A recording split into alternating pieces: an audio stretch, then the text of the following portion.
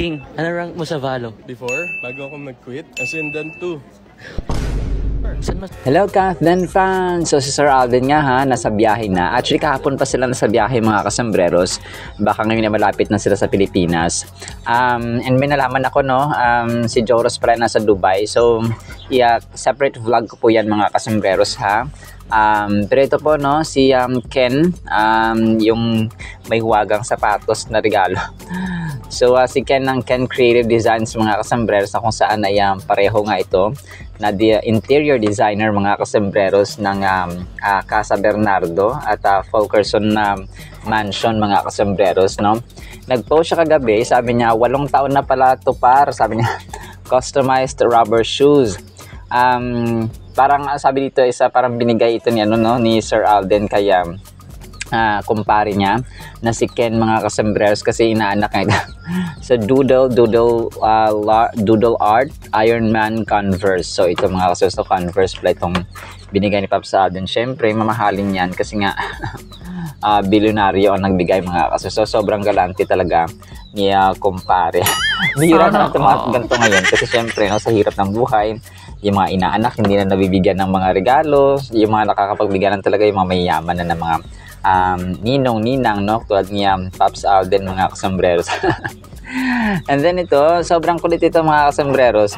Si Senyora na yung sikat na content creator mga, sabi niya hindi daw yung si Catherine, sabi niya yun nasa airport nga mga kasambreros. Tapos nilaro nilang ito mga kasambreros kasi nga diba yung sa may spotted nga si Ma'am Catherine sa airport. Sabi niya, hindi po si Kat yun, ako po yun. Sabi niya, wala nilaro niya lang mga kasambreros, no? Pero hayaan na natin, no? Let's move on na sa issue niyan kasi parang comedy lang niya mga kasambreros. So, and then ito, may malungkot pala tayong balita ha sa ABS-CBN mga kasambreros. Kasi nga, no, ito ay nung nakarang araw pa ito, dinimolish na no yung ABS, hindi naman demolish kasi nabili, parang binenta na ng mga Lopez ito mga kasambreros sa dito nga sila Donio, sila Sir Coco Martin. Binenta na nila sa mga Ayala mga kasambreros itong kanilang building and then yung lupa mismo mga kasambreros. So from 4 hectares ay parang 1.5 na lang yata yung so sobrang laki nung nabawas, that parang 3 hectares mga kasambreros yung nabawas talaga. So yun nga, parang nagsara sila ng sila Joshua andito rin no, si Darren. So parang sila tawag dito close lighting parang ganon mga kasambreros no. Tapos kinanta nila yung parang bagong theme song nila mga kasambreros. So andito rin sa sila Clang, sila Clarice de Guzman mga kasambreros at saka yung mga PBB housemates.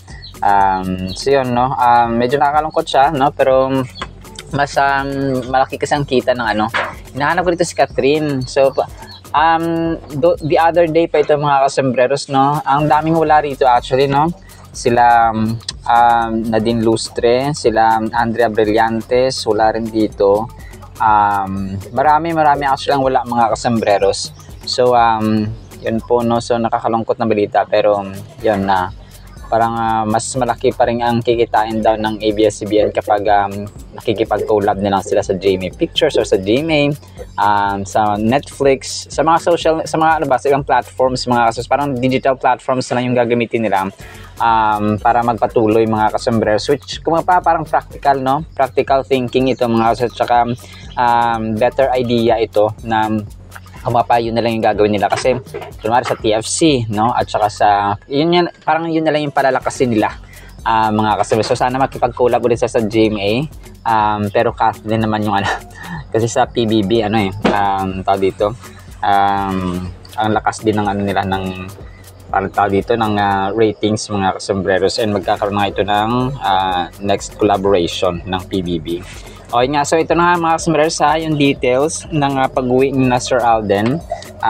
Nag-post siya no, nasa aeroplano siya sa window, and sabi niya dito ang caption niya, "You've been good London," sabi niya gano'n. Tapos may nakalagay na flag ng London mga kasambreros.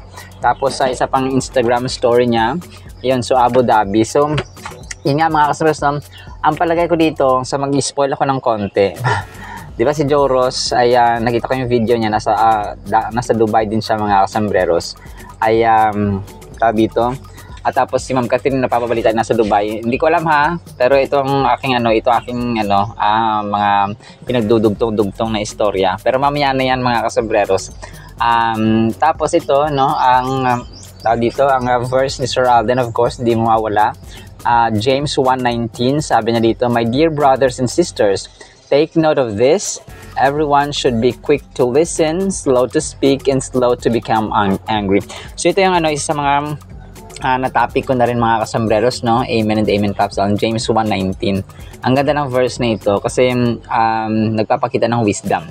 And then ito, of course, yung kanyang prayer mga kasambreros. "Dear God," sabi niya, "help me to be your hands and feet today to those around me.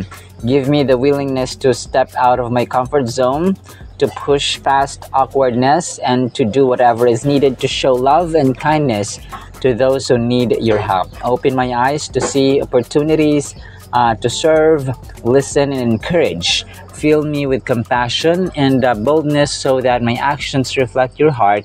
May my words and deeds bring hope and remind others of your great love. In Jesus' name, amen and amen." So, amen and amen, Pops Alden. Then ito, story naman ito ni Riza mga kasambreros ha. Yung nasa aeroplano.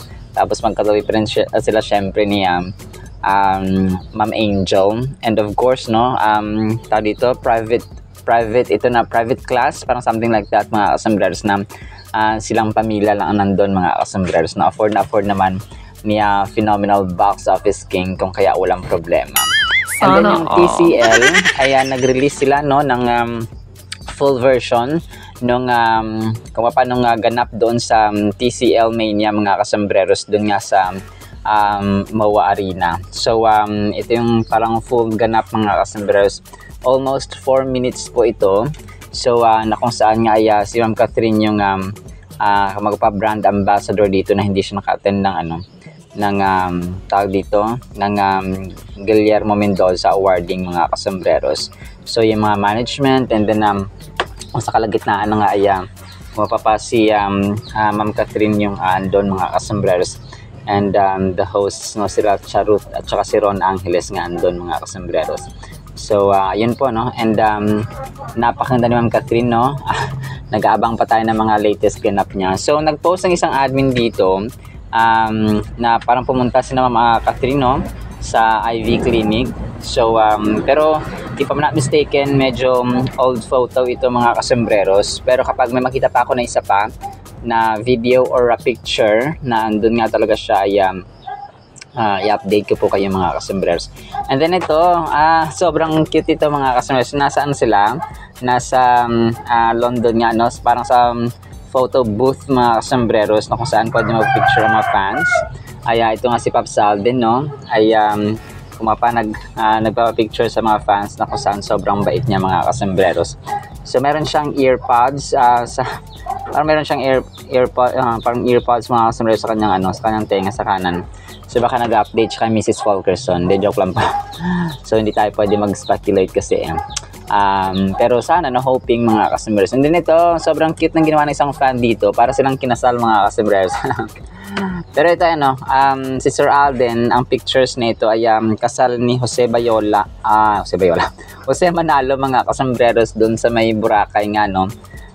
Tapos itong kay Ma'am Catherine parang photo session, parang sa mga ginawa niya pa dati mga kasambreros na pinagtabi lang. So bagay na bagay, parang kinasal na si Mr. and Mrs. si Mr. and Mrs. Fulkerson. So natatawa ko minsan dun sa na si Alden ay may anak na daw sila ni Maine Mendoza. Hindi pa rin makaget over yung Aldab mga kasambreros no, ng mga fans. And then ito, sobrang kulit ito mga kasambreros kasi nung ginive up pala ni Sir Alden no, yung gaming niya ay parang tinanong siya dito na kung anong rank niya.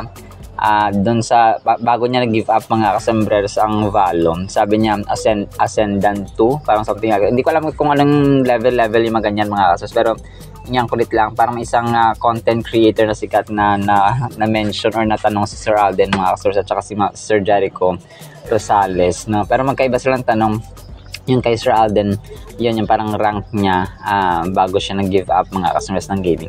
Kasi nga ayaw ni Ma'am Catherine ng gaming ng parang addict sa laro mga kasembreros. So ayun po, no. And then ito, last item natin mga kasembreros ay itong parang hindi ko kasi nakita tong picture na to sa Hollywood nila.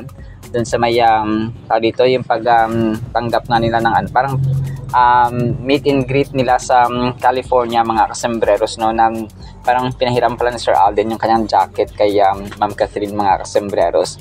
Pero may mga ibang pictures ako nito, pero ito hindi ko nasama sa aking file. So pero ito yung salamat sa nag-share. Alright, sinasya sa ating Kathleen items ha. Sana po ipangin po natin ang Word of God, and today is July 11, 2025. Friday na po mga kasembreros ha. Sana po ay panginoon po natin ang Word of God. At para po sa ating Word of God ay sobrang ganda po nito mga kasembreros. Ang title, In Many Ways. Job 33 verse 4, For God may speak in one way or in another, yet man does not perceive it. So ito mga kasembreros, maraming pamamaraan ang Diyos natin para po tayo ay i-remind, para tayo ay ipadama sa atin na we are loved, we are cared, we are concerned, we are reminded, we are redirected, no, we are being disciplined mga kasembreros. So ang verse na ito ay about God is speaking, no, sa iba't ibang pamamaraan. So I would say in many ways mga kasembreros, kasi ang Diyos po natin ay God of variety. Hindi lang siya gumawa ng isang uri ng hayop, no? Hindi lahat kalabaw, hindi lahat baka, no? Napakarami mga kasembreros. Hindi lang siya gumawa ng isang uri ng halaman, hindi lahat saging, no? Hindi lahat langka. So sobrang dami kung iisa-isahin ko, and nakakagulat. Alam niyo mga kasembreros, kasi ang nanay ko hindi siya marunong magkulikot ng cellphone. So ang ginagawa ko, nagda-download ako ng mga YouTube videos. Tapos yun ang pinapanood ko sa kanila, no, kasi hindi sila marunong Tapos nagulat ako kasi sa ibang bansa, maraming mga halaman pala doon na wala dito sa atin, no? Yung mga sitaw, no, normal sa mga Asian countries. Pero ang dami pala mga kasembreros sa ibang bansa talaga na iba't ibang halaman, iba't ibang uri ng bulaklak, iba't ibang uri ng hayop mga kasembreros. So in the same way, no, God communicates us in ways beyond our normal understanding, kagaya ng panaginip, no? And tama yun mga kasembreros, ang Diyos po natin ay nangungusap din sa atin sa pamagitan po ng panaginip, no? As is clear in this verse mga kasembreros. So may mga times na may mga times na nananaginip ako na sobrang malinaw mga kasembreros, and nagkakatotoo po yan. And back then sa mga previous years ay may mga panaginip talaga ako na nagkakatotoo mga kasembreros. So pinaka-typical na example sa Biblia ay si Joseph the Dreamer mga kasembreros. God's messages can serve as a source of guidance, comfort, or even warnings to help us navigate through life's challenges. So we can receive valuable insights and direction from God by paying attention to our dreams and remaining open to the possibility of divine communication. Ito kasembreros sa pamamaraan, yung minsan ang Diyos po natin gamit ng tao, yung ating kid, yung ating church, pwedeng katrabaho, pwedeng casino, can use anyone mga kasembreros para tayo po ay i-remind at ipadama. Kasi yung family natin, for example, no, instrument yan sila ng Panginoon para ipadama sa atin na tayo po ay mahal ng Diyos by using our family, our friends, our spouses, and so on. So dito sa Job, hindi ko na isali, no, Job 33 verse 15. Sabi niya dito, in a dream, in a vision of the night, when deep sleep falls upon men while slumbering on their beds, then He opens the ears of men and seals their instruction. So, sa panaginip mga kasembreros ay totoo po yun, no, na nagsispeak ang panaginip, pero hindi sa lahat ng pagkakataon ay kumbaga pa nagkakatotoo yung panaginip. Sometimes baliktad, sometimes may mga iba't ibang detalye na although related dun sa panaginip mo, pero not exactly. So ganun po siya mga kasembreros. May mga times na yes, kung ano mismo yung nasa panaginip mo, sometimes no, sometimes the opposite mga kasembreros. So ganun po siya, and yun nga, ang Diyos natin ay nangungusap through sa kanyang salita, no? Sa kanyang Biblia na pinaka tangible natin na mababasa mga kasembreros, and sa ating konsensya, no? Conscience natin, and through the whisper of the Holy Spirit mga kasembreros ay tayo po ay minsan, di ba, may mga times na parang may bumubulong sa akin, parang ganyan. So kapag nasa tama at saka ikaka-benefit mo mga kasembreros in a right and positive way, in a good way, yan po ay ang espiritu ng Panginoon. Pero kapag ikaw ay ikakapahamak mo, hindi yan espiritu ng kaaway mga kasembreros. That is why you need to pray. No, pray talaga mga kasembreros. And isa pa, no, circumstances, no, yung mga kunwari yung mga challenges tayo na naranasan, that's also one way ng Panginoon mga kasembreros na tayo po ay may sinasabi siya sa atin, no, na God is speaking actually sa circumstance na yan mga kasembreros. So tandaan natin ang Diyos natin ay pwedeng mangusap sa atin sa panaginip, sa tao, no, sa ating mga kaibigan and so on, and then sa kanyang salita sa Holy Bible, sa spirito niya of course, yung konsensya natin, and sometimes dun sa ating circumstance, and hindi actually sometimes, most of the times sa circumstances, pero yun yung pinaka last na resort, pinaka last niya na gagawin mga kasembreros.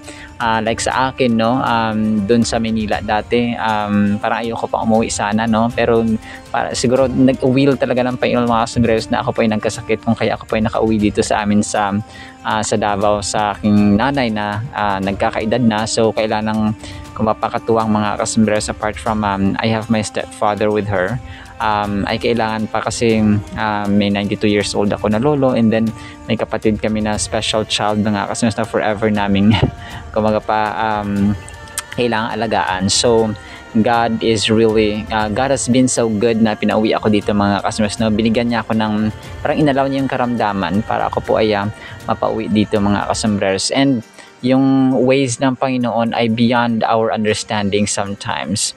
So ang book ng Job mga kasembreros ay ang galing nito, ang ganda ng book of Job mga kasembreros. Napakataas na mga tanong, napakalalim na mga tanong mga kasembreros about suffering, righteousness, and divine justice.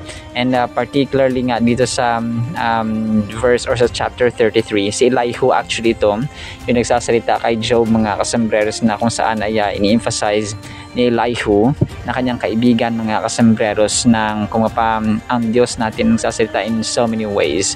So ang intention dito ni Elihu, no, sabi nga natin ay pwedeng kaibigan natin na mag-remind, no, ang intention niya dito is to remind Job that God's voice is not limited to obvious grand gestures, but also comes through subtle everyday occurrences. So subtle lang siya mga kasembreros, parang very light na hindi mo siya nararamdaman minsan, hindi mo siya nakikita, hindi siya gaanong mabigat, hindi rin siya gaanong obvious mga kasembreros. So ang sasabi ito na God speaks underscores the ongoing and dynamic nature of divine communication. It isn't a one-time event but one continuous process. So continuous process mga kasembreros ang ginagawa ng Diyos sa atin. So one way or another, kung hindi ka matuturuan or madidisiplina sa gantong paraan, gagamit siya ng iba pang paraan mga kasembreros. So kung saan ka titino at kung saan ka susunod sa kanya mga kasembreros. So ang Job 33:14 ay nag-invite sa atin na palawakin natin yung ating yung ating understanding about how God communicates with us, no? And it challenges us actually mga customers, no? Challenge tayo ng verse na ito na maging observant pa tayo lalo, no? At saka reflective. Kasi may mga times na pag sobrang busy natin sa trabaho, for example, no, sa gawaing bahay o kung saan man dyan, nakakalimutan natin mag-reflect. Tama ba ito? No, way pa ba ito ni Lord, no? Pamamaraan pa ba ito ni Lord, no? So we have to reflect mga customers, and prayer ay napakaganda at saka napaka-the best na communication din mga kasembreros, and of course His Word. To look sabi pa dito, we should cultivate a mindset of listening and openness as we go about our daily lives, trusting that God is indeed speaking to us in myriad ways. So ganun po siya mga kasembero. So napakaganda actually, no? Kasi it requires wisdom actually to know if is this God's way or is this Satan's trap. Kasi marami ang nasisilo at kumakagat sa pain ni Satanas, not knowing na yun pala ay kakapahamak na nila. Instead na following God's way, kasi nga wala silang wisdom, ay natatrap sila mga kasembreros ni Satanas. So it's really important to pray and discern, no, to have that proper and righteous discernment mula sa Panginoon by the wisdom that He may give us mga kasembreros. Alright? So ayan na actually, napakaganda actually nito mga kasembreros, no, ng Book of Job. So basahin nyo rin po. So yan lamang po in the meantime, ha. Nawa po ay pagpalain po tayo ng pag-ibig, pananampalataya at pag-asa at wisdom, proper and righteous discernment na nagmumula sa ating Panginoon sa itaas. In Jesus' mighty and holy name, Jesus Christ. And everyone said amen and amen. See you next time, mga kasembreros, and paalam po. I love you.